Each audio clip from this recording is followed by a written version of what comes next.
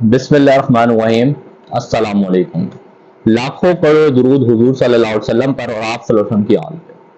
आज का हमारा टॉपिक है डॉक्टर आफिया सिद्दीकी। डॉक्टर आफिया सिद्दीकी कहाँ है, कौन है, उन्हें क्यों अगवा किया गया या अरेस्ट किया गया। आज हम इस वीडियो में इन सारे सवालों के जवाब आपको देंगे। First of all, doctor Aafia Siddiqui Pakistan की वो पीएचडी स्कॉलर हैं जिन्होंने एमआईटी यूनिवर्सिटी, दुनिया की टॉप यूनिवर्सिटी से पीएचडी की बायोलॉजिकल साइंसेज में। उनके सब्जेक्ट्स कुछ डिफरेंट थे, मैं आपको एक जर्नल व्यू बता रहा हूँ, ठीक है। देन वो पीएचडी करके पाकिस्तान वापस आई और इस ख्वाब के साथ पाकिस्तान वापस आई कि जब वो पाकिस्तान जाएंगी तो पाकिस्तान में एक मेडिकल यूनिवर्सिटी का या एक ऐसा नया एजुकेशन प्लान वो लोगों को मुतारफ करवाएंगी जिसके जरिए वो पाकिस्तान के लोगों की जो साइकोलॉजी है एजुकेशन से बरक्स उसे एजुकेशन के साथ लेकर आएंगी। ये उनका एक छोटा सा ख्वाब था जिसको लेकर वो पाकिस्तान वापस आई अपनी एक बेहतरीन स्टडीज कंप्लीट करने के बाद। जब वो पाकिस्तान वापस आई तो 2003 मार्च, ठीक है, 2003 मार्च के मंथ में वो कराची से इस्लामाबाद के लिए निकल रही थी, तो अपने बच्चों के साथ, जहां पे उन्हें अगवा कर लिया गया। उनके 3 बच्चे भी उनके साथ थे, सुलेमान, अहमद और मरियम। ये तीनों बच्चे उनके साथ थे और वो खुद थी जो 2003 मार्च में उन्हें पाकिस्तान से अरेस्ट किया गया। अरेस्ट कह लें, अगवा कह लें। 2003 में जब ये वाकया हुआ तो उसके बाद ये हुआ कि उन्होंने जो यूएसए मीडिया है उसने ये क्लेम किया कि वो एफबीआई ने आईएसआई के साथ मिलकर एक मिलिट्री ऑपरेशन किया पाकिस्तान के अंदर, जिसमें उन्होंने एक मिलिटेंट वुमेन को जो है अरेस्ट किया है और उसे बहुत जल्द जो है वो जो है यूएसए शिफ्ट कर देंगे।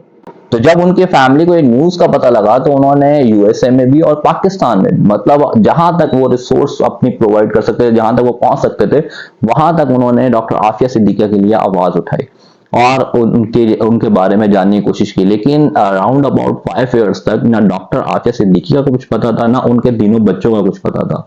इन दी एंड ये हुआ कि 2003 के बाद, 5 साल के बाद, डॉक्टर आफिया सिद्दीकी के बारे में ये पता लगा कि उन्हें अफगानिस्तान के यूएनओ के किसी कैंप में प्रिजनर्स के साथ रखा गया है और उन पे बहुत ज्यादा टॉर्चर भी किया जा रहा है। जिसके बाद पाकिस्तान में एक प्रोटेस्ट की बहुत अच्छी जो है कैंपेन शुरू हुई और जिसकी वजह से ये हुआ कि अहमद, जो कि उनका बड़ा बेटा था, उसे रिकवर करवाया गया। 5 साल के बाद अहमद घर वापस आया, फिर मरियम के लिए प्रोटेस्ट हुआ, तो 6 साल, अगले छठे साल ही, मतलब after 6 year of arrest doctor Aafia Siddiqui, वो भी वापस आ गई, मरियम भी वापस आ गई। लेकिन अभी तक भी डॉक्टर आफिया सिद्दीकी के बारे में कोई इदारा उसे ऑन नहीं कर रहा था कि उन्हें कहाँ रखा गया। लेकिन 5 साल के बाद ये हुआ कि उन्हें ये पता लगा कि जो है डॉक्टर आफिया सिद्दीका को अफगानिस्तान में यूएनओ के किसी कैंप में रखा गया है प्रिजनर्स के साथ।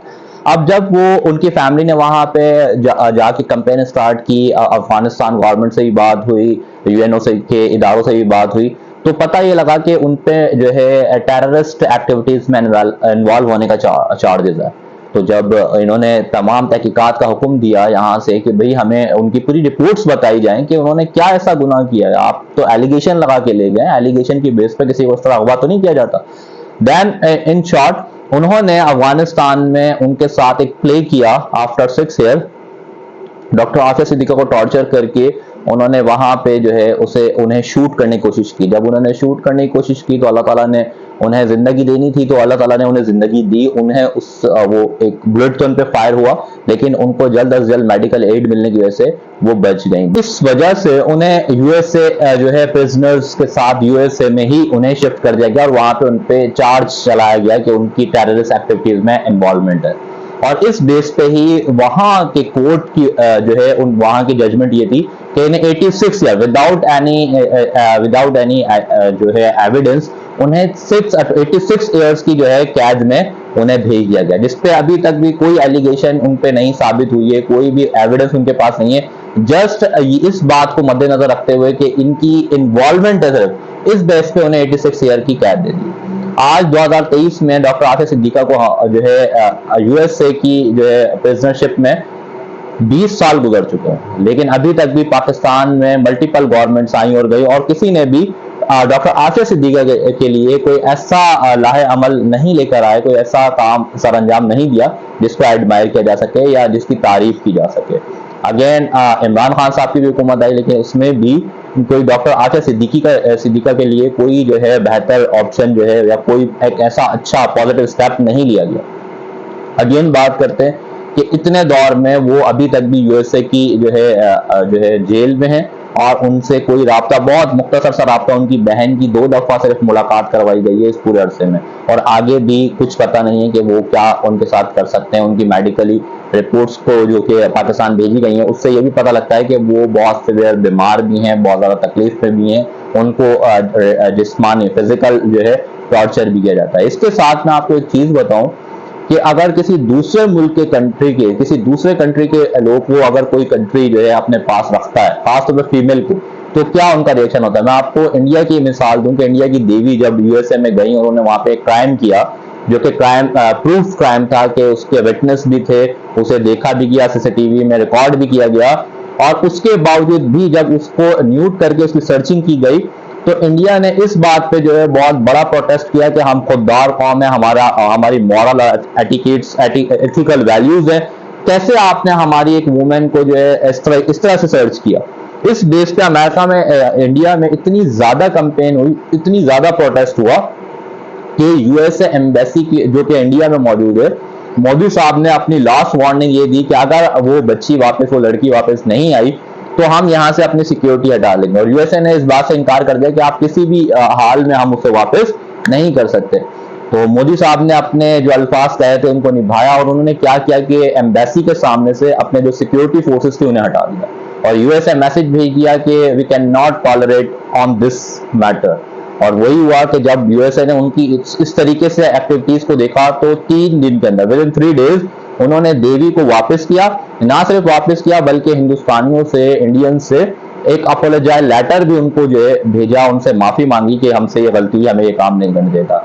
ये मैं उस खातून की, उस लड़की का आपको जो है ये पूरा किस्सा बता रहा हूँ जिसने यूएसए में क्राइम किया था, जो कि प्रूफ था, जिसके विटनेस थे, जिसके तमाम तर एविडेंस थे, ये सारी चीजें उनके पास मौजूद थी। लेकिन जो हमारी डॉक्टर आसिया सिद्दीकी हैं, उनके पूरे केस में कोई एक भी विटनेस नहीं है कि उन्होंने कोई ऐसी एक्टिविटी की है जो कि कानूनी खिलाफ वर्जी की हो।